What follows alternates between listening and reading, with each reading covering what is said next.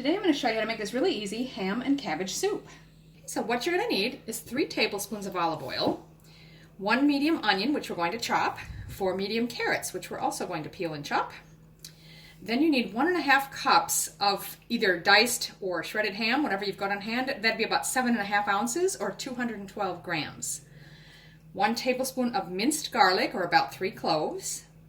Now, if you've got fresh rosemary, you can use a tablespoon of chopped fresh rosemary, otherwise 1 teaspoon if you're using dried like I am.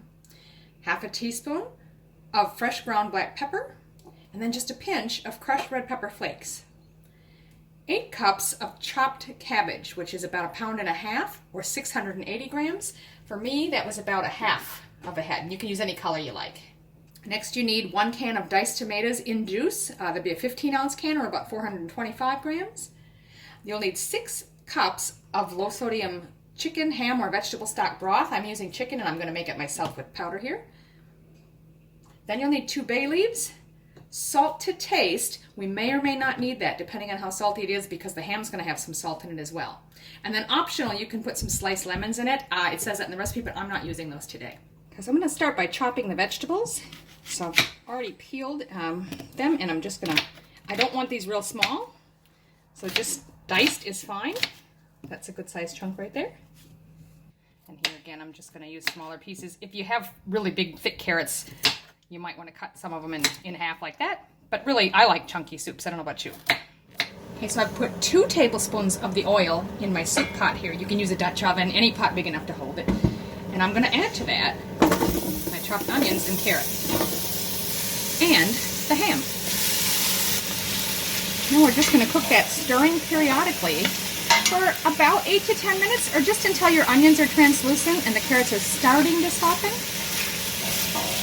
Now I've got my cabbage washed here, and you just want to remove any core in it.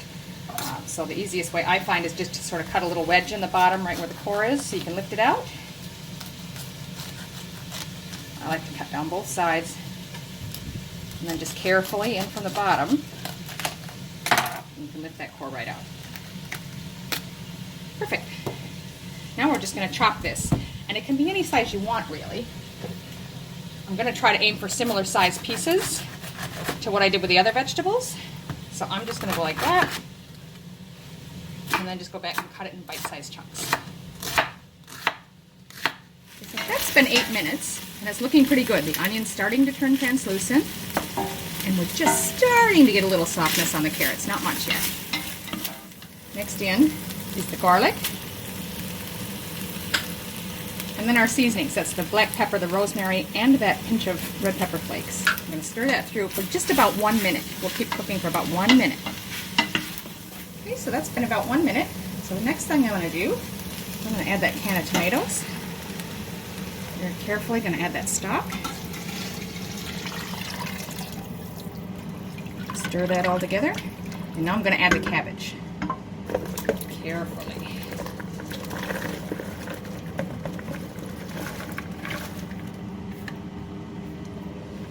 Stir that through. Okay, so now I'm also going to raise the heat to about medium-high because we want to bring it to a boil, and then we're going to reduce it again and let it simmer. This is also a good time to taste the broth and see if you need that extra salt. Okay, I'm also going to chuck in the bay leaves now.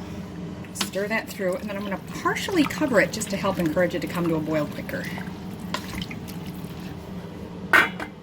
Like that.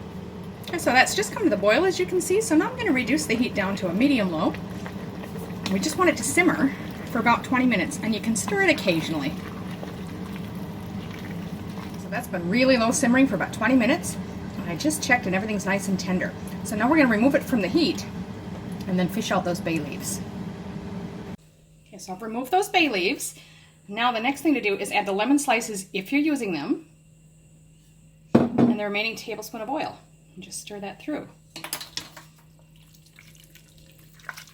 You can also taste it and add salt and pepper again if it needs it.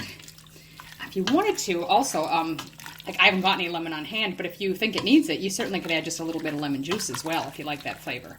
I'm just going to leave it like this and just taste it for seasoning. I think that's perfect just as it is. So we'll plate it up. So there you have it, ham and cabbage soup. And it's really quite tasty. It doesn't look particularly beautiful, but trust me, it's really nice. I hope you enjoy it.